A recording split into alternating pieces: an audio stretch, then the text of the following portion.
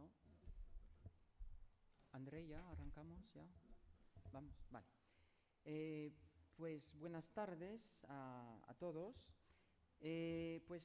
Tras una mañana y un arranque de congreso muy fructífero, seguimos por la tarde con 3 ponencias y arrancamos con la conferencia de María de Fátima Rodríguez de la Universidad de Brest, que nos va a hablar de migrantes o refugiados, traducir las prácticas discursivas de la prensa en lengua española. Te toca. Bien, gracias. Boa tarde. Si me oye bien. Eh bien, j'ai préparé cette communication en langue française. Je ne savais pas trop quel public j'allais rencontrer, et notamment par égard envers les lugistes. Donc, je vais exposer ce petit travail en français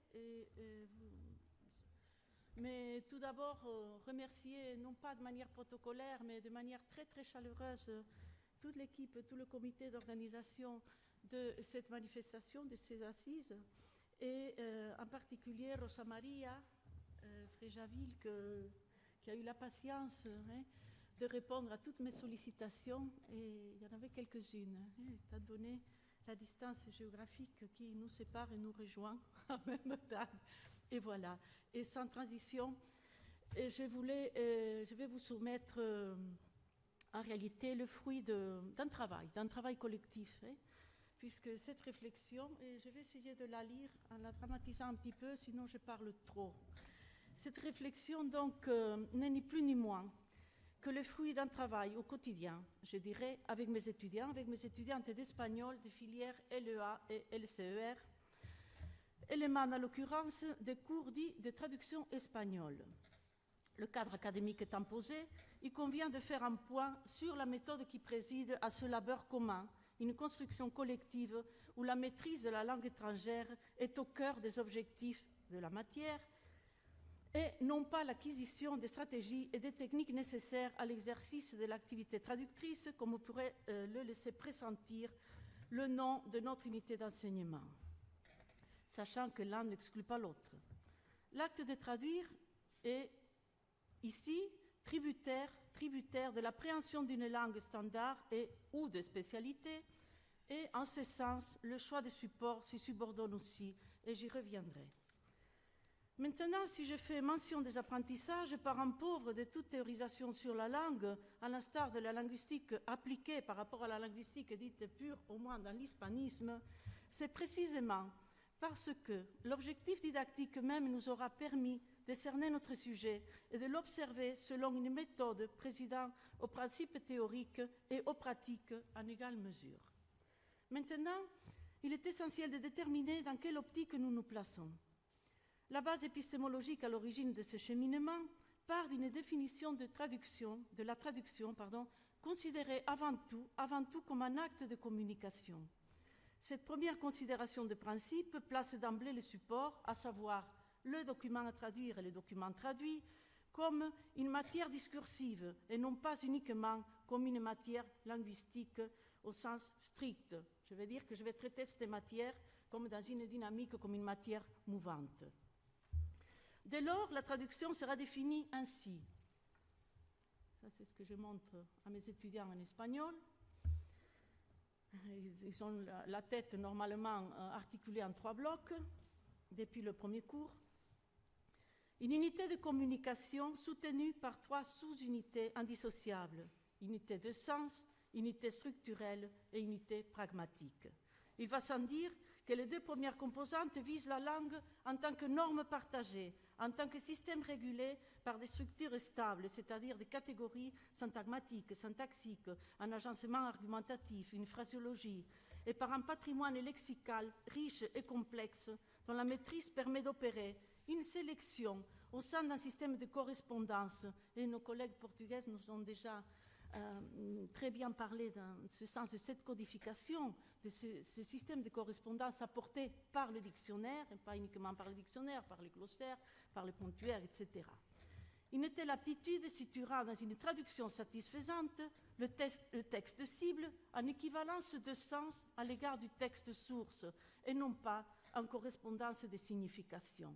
Un exemple, si j'ai traduit en espagnol « Je suis rousse et alors ?» une publicité très à la mode quand j'étais jeune, au début des années 80, par « Soy pelirroja y que ?» Pelirroja étant la première correspondance des significations des dictionnaires d'usage, et si cette publicité promotionne un type de bière, il est clair que ma version est aberrante, alors qu'elle est parfaitement plausible si elle annonce un produit destiné à la coloration des cheveux.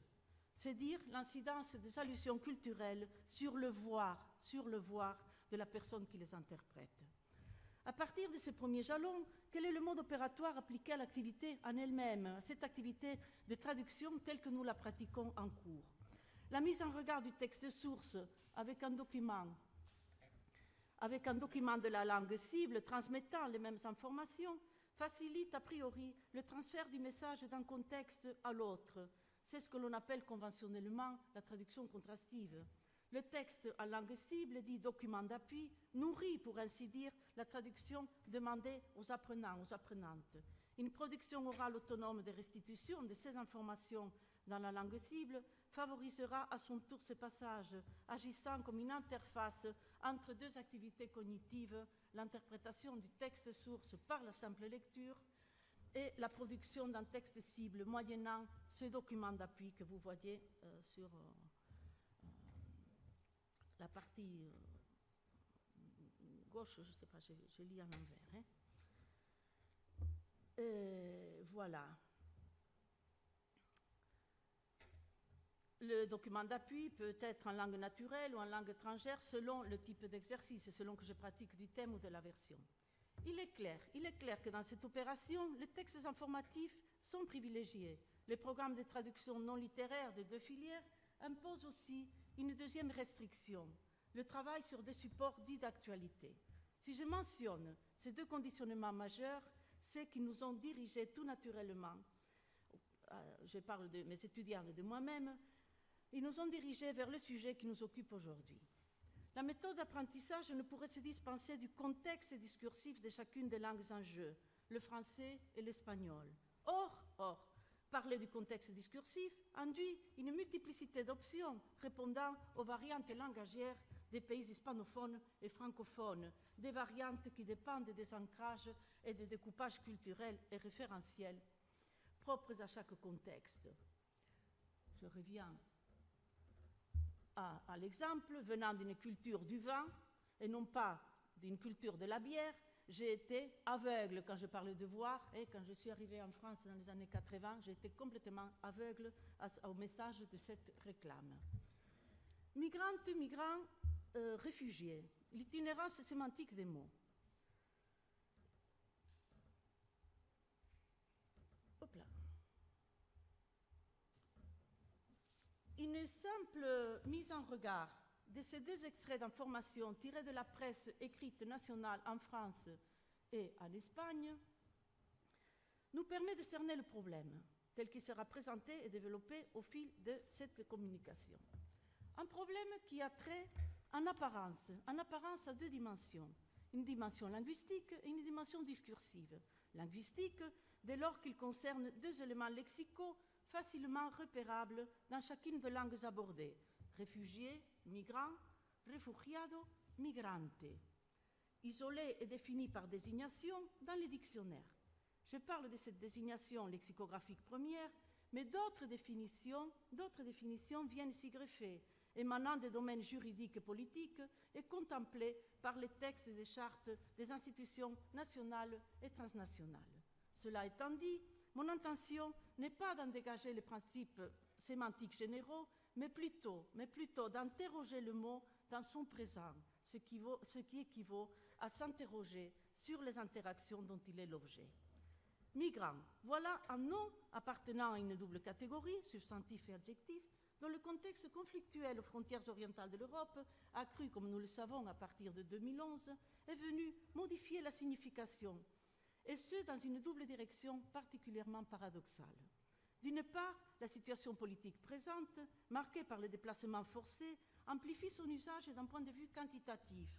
À preuve, l'abondante bibliographie sur le sujet, que je ne vais pas vous ressortir, mais n'y a-t-il pas même des atlas de migration, hein? Il suffit de feuilleter les grands titres des médias au quotidien en France pour en faire le constat. D'autre part, ces usages lui dessinent des contours sémantiques nouveaux. Double mouvement, mouvement inversé entre l'extension quantitative et l'intention sémantique, acquise aujourd'hui par ce terme en langue française. En effet, la palette de traits du terme migrant ou migrante a évolué au point de s'identifier aux traits de déportés ou de réfugiés, comme nous le verrons. Migrar, qu'en est-il de ce terme en espagnol? Un petit peu par là encore. Si nous perçons dans son évolution diachronique, nous observerons que, exception faite d'un usage technique concernant le déplacement des oiseaux, migrante apparaît dans l'édition de 2001 du dictionnaire de la Real Academia Española. Actuellement, si nous nous en tenons à cette définition, migrante serait un substantif et adjectif qui définirait la personne qui migre, la personne qui migra, étant migrar, selon ce même dictionnaire, le fait de se déplacer, l'action de se déplacer d'un lieu, depuis le lieu où l'on habite, je traduis littéralement, vers un autre lieu, desde el lugar en que se habita a otro diferente. La dernière édition du dictionnaire, qui est de 2014, consigne son seul usage, c'est curieux, en tant que substantif. Cette même édition fait aussi état du substantif féminin migra, qui est une forme colloquiale mexicaine pour désigner le corps de la police d'immigration des États-Unis d'Amérique. Émigrar, émigration, a toujours été préféré, privilégié sur migrar, autant en français qu'en espagnol. Il faut tenir compte de ce fait qui me paraît quand même important. Migrar espagnol figure dans certains dictionnaires, dans certains corpora, comme une variante acceptée d'emigrar. Los campesinos se convirtieron en una población sin más recursos que migrar hacia las ciudades. Vous l'avez dans le Diccionario Prehispánico de Dudas de 2005. Or, le corpus, nouveau corpus de la langue espagnole, paru en juin 2015 et en cours d'élaboration, recense non moins de 112 occurrences de migrantes en fonction adjectivale, avec une particularité, elles proviennent toutes de l'espagnol d'Amérique et peuvent être localisées dans des pays très précis de la région. Il existe même dans la frontière, dans les États de frontière Mexique et États-Unis, une arrêt de casas del migrante en Amérique centrale, étendue vers l'Amérique centrale, Guatemala, Salvador, fondée à partir de 1985, accueillant, je cite, todo tipo de migrante deportado o refugiado. Si l'espagnol d'Amérique connaît ce qui est considéré par le dictionnaire de la Real Academia Española comme une variante, je répète, d'émigrar et migrar, la langue péninsulaire a résisté historiquement à cette forme d'appartenance racinaire, mais bien nouvelle. Ainsi, le Dictionnario de Autoridades, 1726-1739, consigne le substantif migratorio comme une forme es voz latina, latine, en latinisme, y tiene poco uso, un usage rare. Quelle serait l'explication de cette rareté d'usage? Le timon latin fut assorti, dès sa première attestation en langue espagnole, d'un préfixe spatial, emigrar. Adoptant la préfixation ex, qui marque l'extraction, l'origine, le point de départ, comme nous le savons en latin, ou bien immigrar, ou encore transmigrar. La forme était de tout temps préfixée. Le Tesoro de la lengua castellana de Sebastián de Covarrubias, de 1611, ne codifie pas le verbe de base, même pas le verbe émigrar. Vous pouvez en faire le constat si vous le consultez. Auquel il préfère le lemme mudar, de la même origine indo-européenne que migrar, meglio, la même racine, ainsi que ses variantes mutation, mudanza, etc. Voilà une première explication de cette rareté d'usage. La voix, et donc la voix migrar, a un usage très très restreint au champ scientifique en espagnol. Venons-en à la langue française, ou revenons-en plutôt. Si les substantifs migrants et migrantes féminins sont aujourd'hui omniprésents dans la langue quotidienne, s'ils sont standardisés, il n'en a pas été toujours ainsi. Ils succèdent à une forme adjectivale recensée en 1951. La forme substantive apparaît, elle, au début des années 1960. La première forme adjectivale s'était appliquée aux travailleurs migrants, individus travaillant dans un pays autre que le sien. Elle est attestée dans le manuel du Conseil de l'Europe 1951, page 47. Pour la plupart, les migrants sont venus en France en l'espoir de percevoir des salaires plus élevés, etc. Des exemples de ce genre, nous en trouverons pas mal. Migrer a pris la valeur courante d'effectuer une migration à partir de 1930, sachant que la forme existait pour définir le déplacement d'un fluide. Migration est d'entrée associée à l'idée de foule, de mouvement de masse. Il cohabite avec émigration, qui est le terme que le français lui a toujours préféré jusqu'à il n'y a pas longtemps. Selon Littré, le premier, c'est-à-dire migration, serait général, je cite, et considère le déplacement des foules par rapport à leur déplacement seulement, alors que le second, émigration, considère le départ par rapport à leur terme d'arrivée. Et curieusement, l'exemple qu'il donne, c'est les émigrations pour l'Amérique. Cela étant dit, un dénominateur commun entre migration français et émigration, le commerce avec l'Amérique. En effet, émigration apparaît pour la première fois en 1499. Il sort d'usage en espagnol pour y retourner en 1790. Les formes immigrar, immigratorio, immigration n'apparaissent qu'à la fin du XIXe siècle, 1884, la première attestation. Mais si l'espagnol péninsulaire tient à maintenir au sein du mot le repère spatial qui situe le sujet entre un lieu de départ et un lieu d'accueil, le français a récemment réhabilité, je parle par rapport à l'histoire d'une langue, le verbe migrer et le substantif migrant ou migrante, longtemps tenu pour rare aussi en français. Comment il l'a réhabilité? En dépréfixant, en enlevant, en dépréfixant le verbe émigrer. Dans le processus de contextualisation qu'il a subi, il se forgera sur une lexie préalable composée d'un ensemble de sèmes auxquels viendront s'ajouter d'autres. Je vais vous montrer un petit. Ça,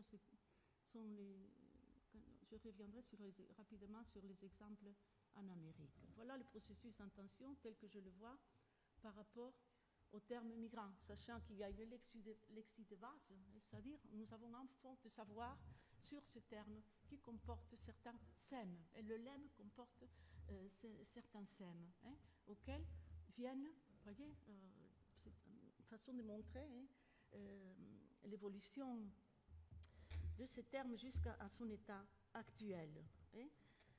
De l'idée de flux, de l'idée plus animale, plus matière, plus déplacement, on passe à l'idée de flux, plus traite. C'est un terme qui a été employé tout particulièrement en France par rapport à la traite d'esclaves. C'est pour ça qu'Édouard Glissant parle des migrants nus, par exemple, entre autres, ou à la RIC, etc., dans les études postcoloniales.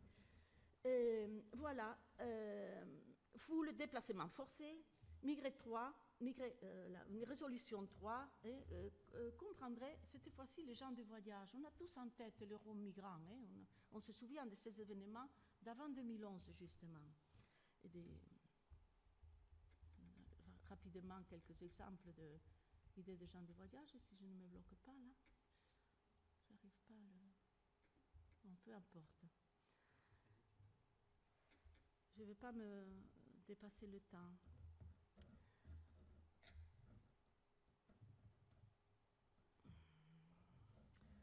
Ce processus est caractérisé, la lexie ne veut pas se sortir de là. Bon. Par l'addition donc des traits sémiques. Ces variables ajoutées finissent par constituer un inventaire formel de sèmes qui stabilise progressivement le sens d'un mot, le sens de ce mot particulièrement, créé pour et par la circonstance. L'intégration successive des sèmes est indissociable de l'environnement culturel du mot. les avatars du commerce avec les Amériques, la traite des esclaves, mais le substantif, je viens de le dire, est le verbe au goût du jour.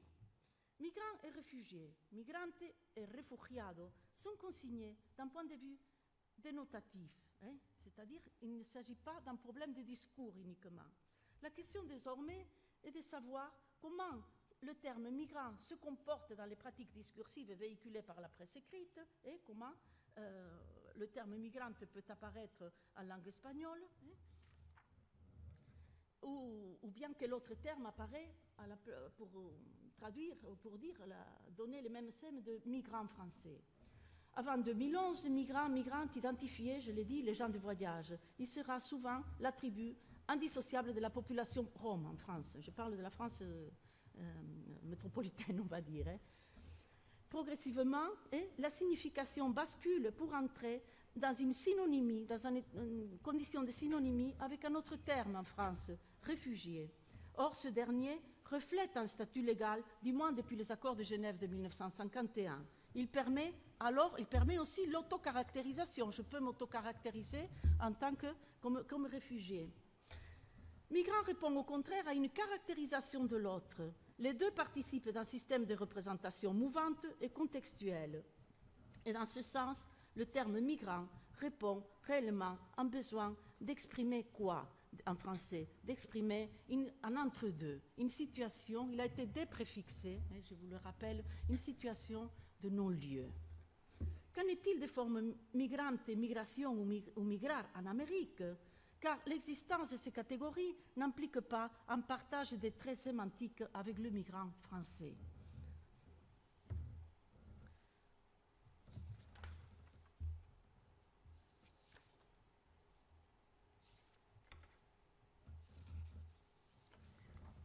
Je ne sais pas si je voudrais avancer dans ça. Non.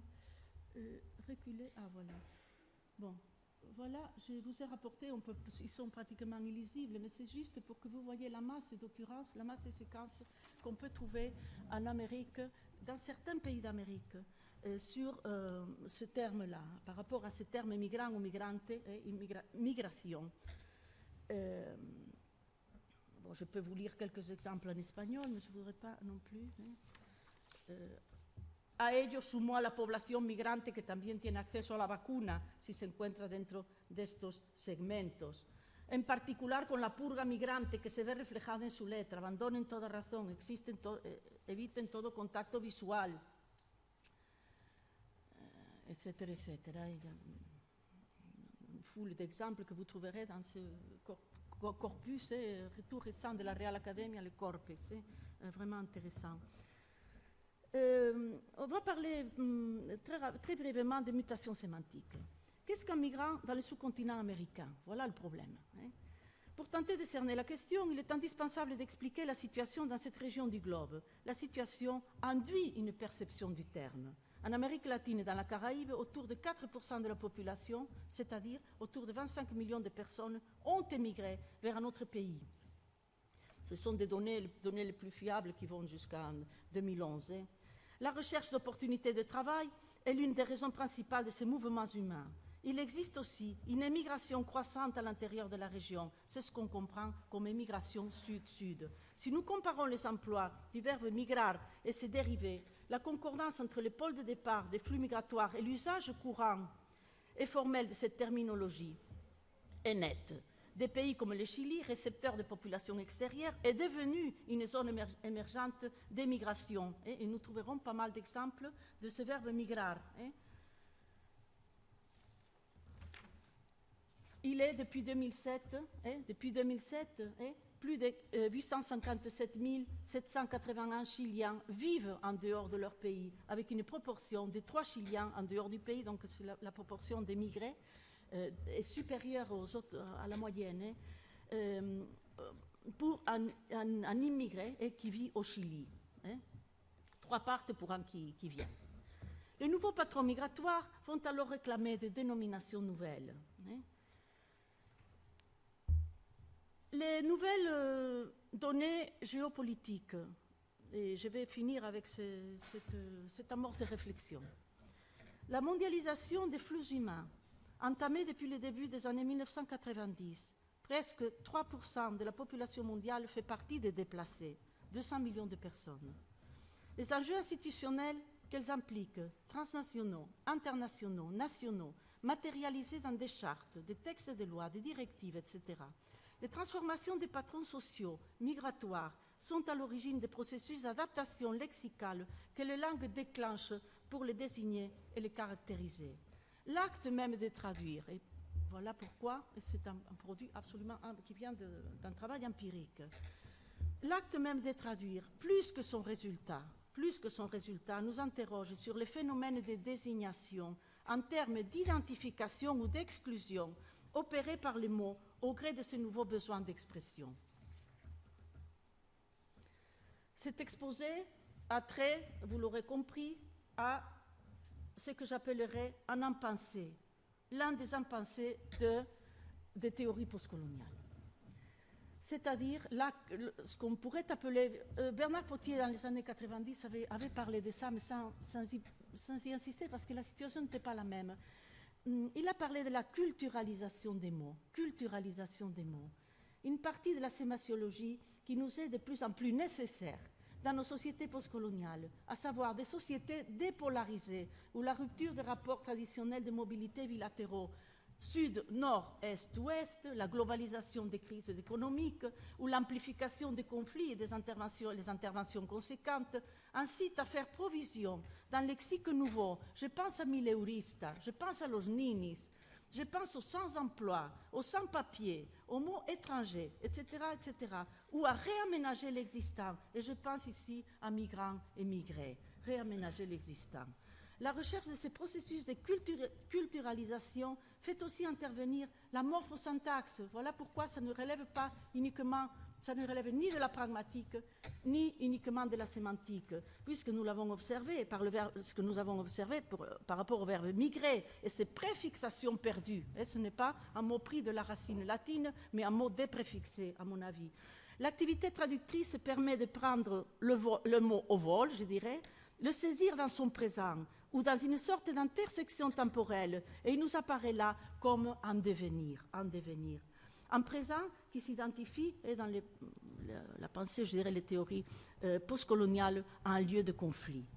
Le mot est saisi dans son présent, donc. Il est pris au vol, et dans cette opération de saisie, il nous apparaît donc comme dans une mouvance, un mouvement, car la traduction interprète et propose des options lexicales au service de la restitution du sens. Je reviens, si je peux, à ce que j'essaie de faire comprendre à mes étudiants, la différence entre le sens et la signification par les travaux pratiques, on va dire, d'atelier. Et de ce fait, elle ne saurait se dispenser du référentiel commun du contexte de la langue source, pas plus que de la langue cible. La traduction examine les phénomènes de contextualisation, mais aussi de culturalisation qui en découlent. Voilà, et je m'arrête là. Je ne sais pas si j'ai trop parlé ou pas assez. Et voilà, et je vous remercie de votre attention.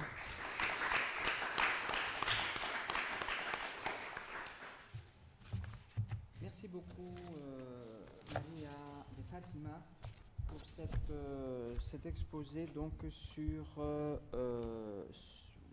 sur la langue, bien sûr, mais à partir de deux concepts, migrantes et refugiados, que tu abordes donc à partir d'une série d'approches discursives, pragmatiques, et sur la fin un peu plus dans la perspective plus contemporaine, donc des approches postcoloniales, voilà, qui trouveront leur écho chez certains ici dans la salle, le postcolonial et puis la postmodernité. Voilà, la déconstruction des termes et des concepts par leur contextualisation historique et socioculturelle. Donc voilà, le débat est ouvert. Si vous souhaitez voir, approfondir ou débattre certains aspects de l'exposé de Maria, la parole est à vous.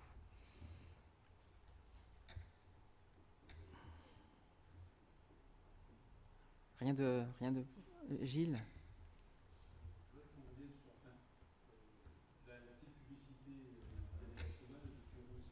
Et alors? C'était de mémoire prononcé avec un accent anglo-saxon, je me souviens bien. Et donc, quelles serait la solution, puisque Pelirroja ne peut pas convenir compte tenu du contexte? Est-ce qu'il y a une option qui permettrait de faire comprendre que c'est à la fois une boisson et dont une femme rousse fait la promotion en fait? Alors, comment dire, je n'ai pas de solution. J'expose le problème. J'ai une interrogation. Et j'ai une interrogation. Je n'ai pas entendu. C'est l'une des premières affiches que j'ai vues en arrivant en France et qui m'a permis de m'interroger sur le voir, justement. Non pas sur le savoir, sur le rapport entre le voir et les savoirs, sur le rapport entre les lexiques qu'on a et cet aveuglement, et sur ce que j'appellerai après la culturalisation du mot. Là, il y a toute une série de référents culturels, on peut dire, que je ne connais pas venant d'une culture méditerranéenne. C'est-à-dire que là où mes étudiants bretons, ils comprennent très bien ça.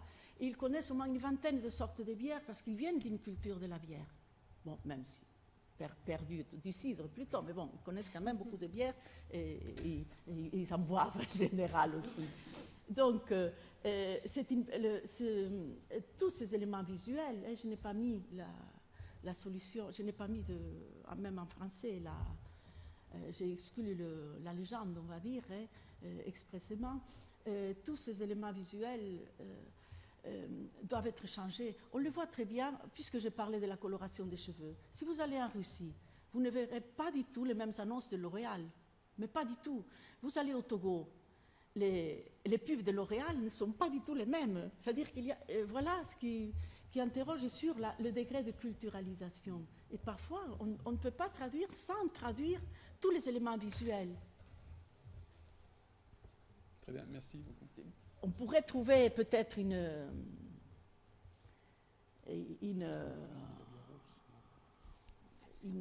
autre légende, mais pas une légende qui traduit je suis rousse. Ce qui veut dire qu'on touche là aux limites de la traduction. Traduisible. Le contexte limite le contexte, culturel, limite la possibilité de passage d'une culture à une autre. Enfin. Et la langue ne peut pas tout, je pense. Mais il y a des traductions visuelles. Le visuel est traduisible aussi. Ce visuel, il faut le traduire, puisqu'il est fait pour vendre, entre autres. Et s'il ne vend pas, ça ne marche pas. S'il ne répond pas à son objectif. Il y a une autre... Je n'ai jamais vu cette pub en Espagne, par exemple. Oui, on aurait eu du mal à mettre une bande-son adaptée, en tout cas semblable. Alors j'ai gardé le micro, mais je peux le passer. C'est un cas limité, cela à dire. Y a-t-il d'autres interventions? Andrea, oui.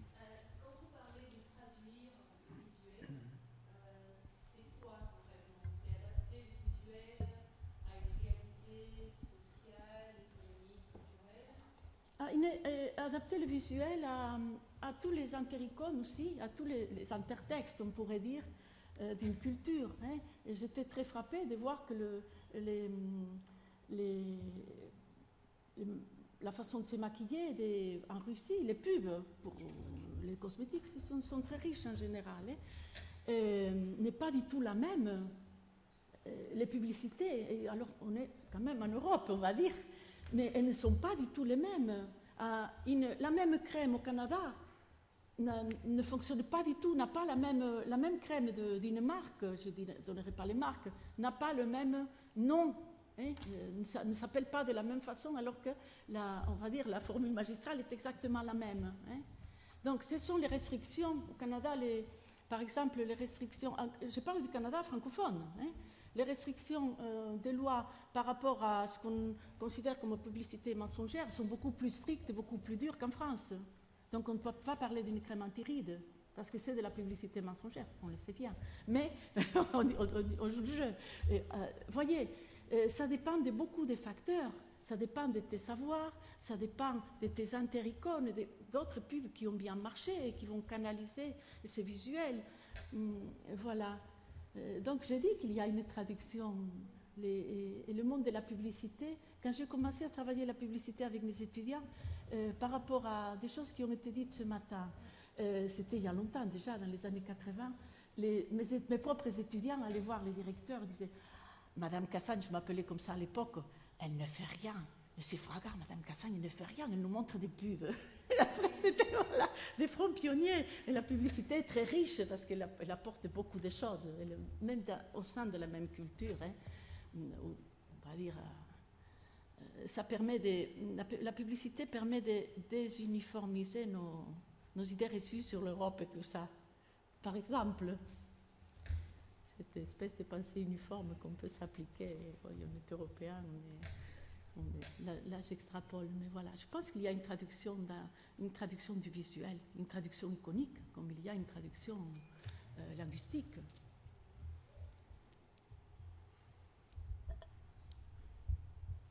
D'autres interventions, non? Une question ingénue peut-être pour refermer un peu ton intervention. Tu as fini par... tu as parlé de l'approche diachronique, synchronique, etc. Et tu refermes la question, enfin, tu en arrives aux approches postcoloniales, etc. Est-ce que on peut parler d'une autre forme d'évolution morphosémantique, discursive, dès lors que l'on rentre dans la période post-co ou postmoderne? Je fais le lien parce que tout à l'heure on va parler. Oui, on va parler justement, ça m'intéresse. Voilà. Donc la question est, est-ce qu'on peut parler d'une autre forme d'évolution linguistique, morphosémantique, dès lors que l'on rentre dans un contexte, dans des modes de représentation, dans des territoires mentaux qui relèvent du postcolonial? Est-ce que la langue évolue différemment à partir de ce moment-là ou pas? Je ne sais pas si elle évolue différemment, mais l'approche de la langue n'est pas la même. C'est-à-dire que...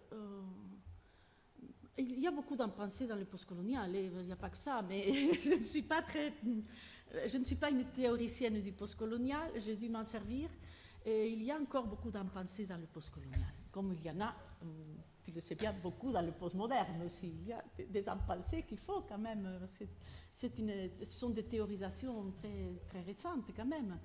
Et je pense que c'est l'approche, et c'est l'approche qui importe.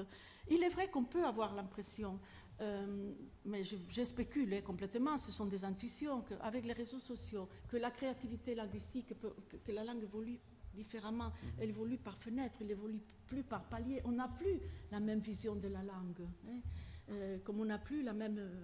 on n'a pas une vision papier, peut-être, de l'écrit, je ne sais pas. Mais ce qui change, c'est l'approche.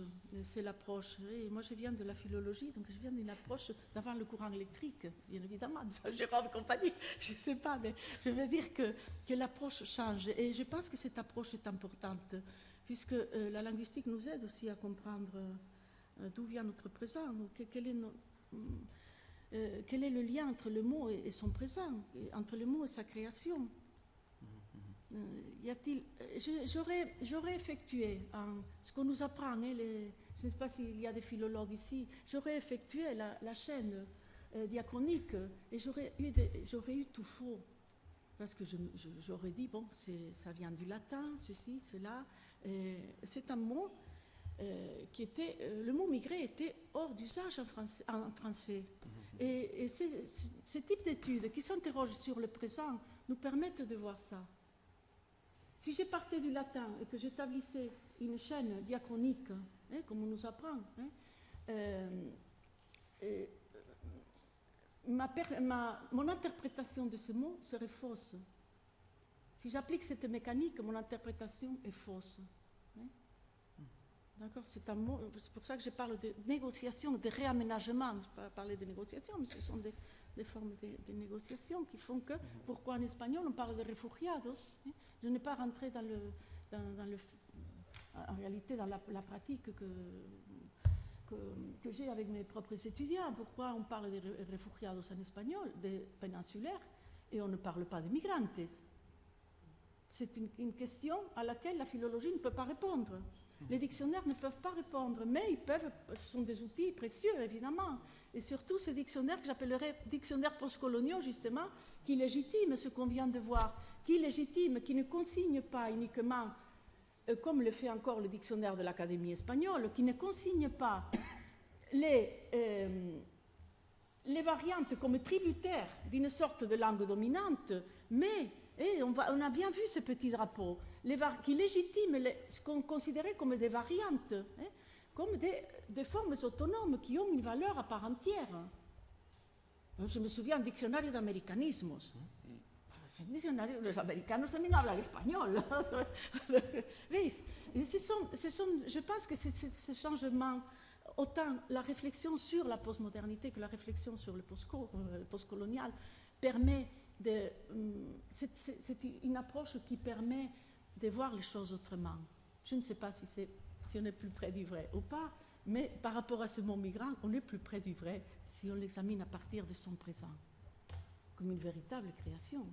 On a besoin, pourquoi? Parce qu'on comprend on essaye d'exprimer une situation qui n'est pas une situation légale, une situation d'entre-deux. On voit bien ce que c'est que la jungle de Calais. Vous voyez, et une situation à laquelle se confronte l'Europe, et elle se confronte aussi linguistiquement à ça. En Espagne, ce sont des réfugiados, on ne parle pas de migrantes en Espagne. Oui, mais oui. Quand on rentre, oui, effectivement, il rentre dans une synonymie. Mais ce qui m'a paru curieux, je n'ai pas rentré dans le détail, mais quand on fait de l'explication de texte, parce qu'il n'y a pas beaucoup d'étudiants ici, mais l'explication de texte est très utile quand même, on se rend compte qu'on parle de réfugiés, mais on ne l'associe pas, par exemple dans le texte sur Barcelone, on parle de réfugiés entre guillemets pour rapporter les propos de Ada Colau, par exemple. Donc il y a une sorte de parosynonymie, mais à l'intérieur, quand on fuse dans le texte de presse, c'est ce qu'on a vu avec nos étudiants, il commence à y avoir une distance. Et quand on rapporte les initiatives espagnoles de certaines villes d'Espagne, parfois on le met sans guillemets, le Figaro le met sans guillemets, mais Le Monde, il met entre guillemets réfugiés, alors que les déplacés des guerres sont des réfugiés, qu'ils aient des papiers ou pas. Depuis 1951, bon, après, il y a toute une autre histoire dans laquelle je ne rentrerai par rapport aux accords en Europe sur le problème sur les réfugiés depuis 1951, toute l'ambiguïté des textes de base. Mais il est clair que l'espagnol d'Espagne n'emploie pas migrantes. Bien. Migrantes. Il emploie immigrantes pour les populations subsahariennes qui remontent. Immigrantes, c'est encore un préfixe qui a trait au lieu d'accueil. D'accueil, entre guillemets, mais d'accueil quand même. Merci. On pourra revenir, je pense, à cette discussion. Oui. Exactement. Voilà. Et foule, ils ne sont pas individualisés. On pourra, je pense, faire des ponts avec la conférence de clôture tout à l'heure. Je pense qu'il y aura des ouvertures et des ponts tout à fait possibles. Mais pour l'instant, on passe au second. Donc, merci Maria de Fatima, merci beaucoup pour cet échange. Nous passons tout de suite à...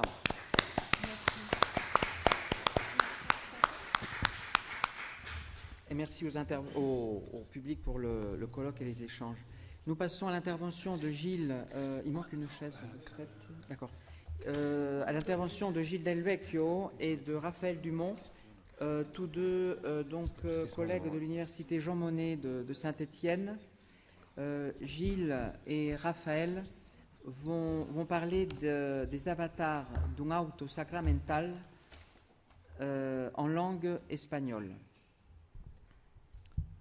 Si Gilles veut bien trouver une chaise, le pauvre. Le temps ne va pas. A ti te toca. Bien, le temps que Gilles s'installe, on va vous proposer une communication à deux voix sur donc un auto sacramental qui, on pourrait dire qu'il va migrer d'Espagne en Amérique. L'auto sacramental dont nous allons vous parler s'intitule Destrucción de Jerusalén. En guise d'introduction, les autos sacramentales constituent une phase essentielle dans la trajectoire littéraire qui conduit au développement du genre théâtral en langue castillane. C'est ainsi qu'au XIIe siècle, un théâtre essentiellement axé sur la thématique religieuse voit le jour. Les tropes sont de brèves compositions dramatiques chantées ou récitées en latin dans les églises. Ces chants dialogués venaient s'insérer dans le texte liturgique et ils ont fini par devenir autonomes en se dissociant de la liturgie. acquérant de la sorte le statut de véritable drame religieux et constituant ainsi le point de départ du théâtre au Moyen-Âge. Au XIIe siècle, ces drames s'ouvrent à un public beaucoup plus large et adoptent une dimension plus populaire